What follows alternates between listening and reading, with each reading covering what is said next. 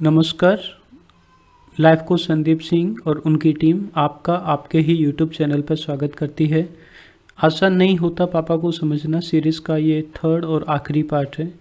हमने पिछले 2 वीडियोस में 4 इंसिडेंट का डिस्कस किया था। अभी हम एक बार जल्दी से रिकैप कर लेते हैं, फिर इस वीडियो को कंक्लूड करेंगे। तो पहले इंसिडेंट में दीपक के पिताजी अपनी आंखें दीपक के लिए डोनेट करने के लिए तैयार हो जाते हैं। सेकेंड इंसिडेंट, दीपक के पिताजी बहुत सख्ती से पेश आते हैं क्योंकि उनको डर लगता है दीपक कहीं घमंडी एरोगेंट नहीं बन जाए। तीसरा इंसिडेंट, दीपक के पिताजी पैसे का नुकसान झेलकर दीपक को वापस बोर्डिंग स्कूल से घर ले जाने के लिए तैयार हो जाते हैं। चौथा इंसिडेंट, दीपक के पिताजी दीपक को होटल में रखना चाहते हैं और खुद बाहर रात बिताने के लिए तैयार हो जाते हैं। अब इन 4 इंसिडेंट को आप देखोगे तो आपको लगेगा कि जिस हिसाब से दीपक सोच रहा था और जिस हिसाब से चीज़ें एक्चुअल में हो रही थी उनमें थोड़ा सा डिफरेंस क्रिएट हो जाता है। अब हम समझते हैं कि एक जो फादर है, एक जो पिता है, उसके समझना इतना मुश्किल क्यों होता है। देखिए, एक तो काम की वजह से या दूसरी वजहों से एक फादर को उतना टाइम नहीं मिल पाता बच्चों के साथ जितना एक मदर को मिलता है। नहीं, मुझे गलत मत समझना, मैं ये नहीं कह रहा कि फ़ादर ज़्यादा काम करते हैं, मदर कम काम करती हैं। नहीं, ऐसा बिल्कुल नहीं है। मदर और फादर दोनों ही काम करते हैं, बट एक फादर को उतना टाइम नहीं रहता, या तो वो जॉब की वजह से या दूसरी रीज़न की वजह से घर के बाहर रहते हैं। और जब फादर अपने बच्चे को टाइम ही नहीं दे पाएगा तो उस केस में ना तो बच्चा अपने पिता को समझ पाता है और ना ही पिता अपने बच्चे को समझ पाता है। तो एक तो रीज़न ये बनता है। दूसरा रीज़न है कि हम एक पैट्रियार्कल पुरुष प्रधान समाज में रहते हैं और इसकी वजह से बहुत ज़्यादा प्रेशर क्रिएट होता है एक फादर के ऊपर। और इसका एक इम्पैक्ट ये भी है कि एक फादर है वो कभी भी अपने आप को अपने बच्चे के सामने एक्सप्रेस नहीं कर पाता, और इसकी वजह से कभी कभार बच्चे के मन में डाउट आ जाता है कि मेरे पिताजी तो मुझे प्यार ही नहीं करते, मैं तो उनके लिए कुछ हूँ ही नहीं। बट एक्चुअली ऐसा होता नहीं है। तीसरा पार्ट आता है कि डिसिप्लिन करने का, और ज़्यादातर घरों में डिसिप्लिन करने की एक जो जिम्मेदारी है वो एक फादर के पास में है। तो उसकी वजह से आपने देखा होगा कि बहुत घरों में जो पिताजी हैं वो कभी अपने बच्चों से सीधे मुँह बात ही नहीं करते, या फिर बच्चे पिताजी से बात करने में डरते हैं।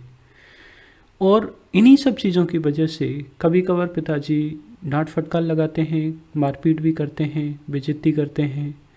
और यहीं पर जो जो हमारा डाउट था कि हमारे पिताजी हमारी कदर ही नहीं करते, ये डाउट और ज़्यादा बढ़ जाता है। तो अभी तक जो मिसअंडरस्टैंडिंग थी वो एक कन्फ्लिक्ट में बदल जाती है। अब हम समझते हैं कि इस चीज़ को हम किस तरीके से ठीक कर सकते हैं, या फिर हम अपने पिताजी को कैसे समझ सकते हैं। देखिए, अपने पिताजी को समझने के लिए सबसे पहले आपको उनको पास्ट को समझना होगा कि उनकी खुद की परवरिश कैसी हुई थी। अगर उनकी खुद की परवरिश अच्छी तरह से नहीं हुई होगी तो हो सकता है वो आपकी परवरिश भी उतनी अच्छी नहीं कर पाए जितनी अच्छी आप सोच रहे हो। दूसरी चीज़, आपको उनका प्रेजेंट में जो उनका सिनेरियो है उसको भी समझना होगा कि जैसे मान लीजिए अगर वो बड़ी मुश्किल से आपके लिए पैसे का इंतज़ाम करते हैं जिससे आप अपनी पढ़ाई कर सको, और अगर आप पढ़ाई अच्छी नहीं कर पा रहे हो, अगर आप अच्छा परफॉर्म नहीं कर पा रहे हो, तो इससे एक फ़ादर को गुस्सा आएगा। या फिर मान लीजिए कि आपसे कोई नुकसान हो गया तो भी एक फ़ादर को गुस्सा आएगा। या फिर आपका कुछ मन कर रहा है कुछ ऐसी चीज़ लेने का, जैसे मान लीजिए आप एक बाइक दिलाने के लिए बोल रहे हो अपने पिताजी को, बट उनके पास में उतने पैसे नहीं हैं जिससे वो आपको बाइक दिला सकें। अब एक पिता क्या करे, उसके पास में पैसे भी नहीं है और आप उतने बड़े भी नहीं हो जहाँ पे आपको चीज़ों को समझाया जा सके। तो उसकी वजह से एक पिता फिर दोबारा से या तो डांट फटकार लगाएगा या फिर मारपीट करेगा। मैं ये नहीं कह रहा कि ये परवरिश करने का सही तरीका है, मैं बस आपको ये समझाने की कोशिश कर रहा हूँ कि एक पिता को हम कैसे समझ सकते हैं, उनकी क्या कंडीशन होती है। अगर हम अपने पिताजी की जो भी एक्सपेक्टेशंस हैं और जो भी हमारी खुद की एस्पिरेशन है हमारी करियर को लेके और दूसरी चीज़ों को लेके, अगर हम इन चीज़ों को आराम से बैठ के डिस्कस करें तो जो पिताजी को समझने की प्रक्रिया है, या फिर जो एक पिता के लिए एक बच्चे को समझने की प्रक्रिया है, ये और ज़्यादा स्मूथ हो जाएगी। पर ये आप तभी करोगे जब आप अपने पिताजी की चीज़ों को समझने की कोशिश करोगे, नहीं तो आपको हमेशा लगेगा कि ये सब गलत हो रहा है, आपकी पिताजी की ही गलती है। और हो सकता है सबकी सब गलती आपके पिताजी की नहीं भी हो। इसको एक एग्जाम्पल से समझते हैं। नारायण मूर्ति का शायद आपने नाम सुना होगा।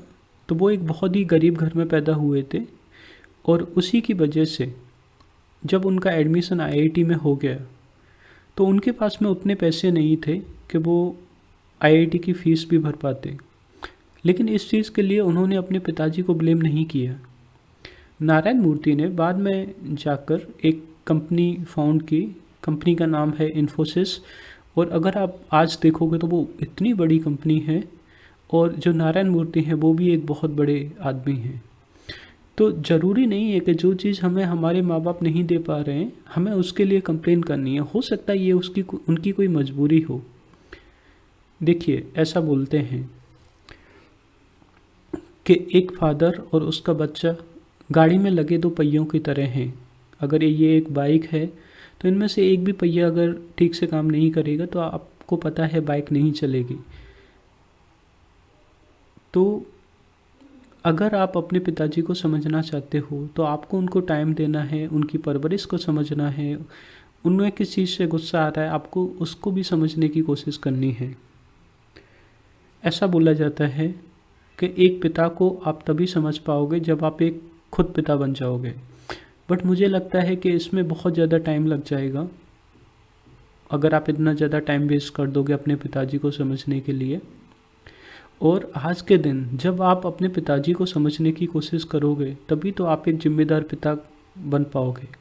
तभी तो कल के दिन जब आप खुद एक पिता बनोगे आप अपने बच्चे को समझ पाओगे। तो याद रखना, पिताजी को समझना तो आसान नहीं है, बट ये समझना बेहद ज़रूरी है। Stay blessed and happy.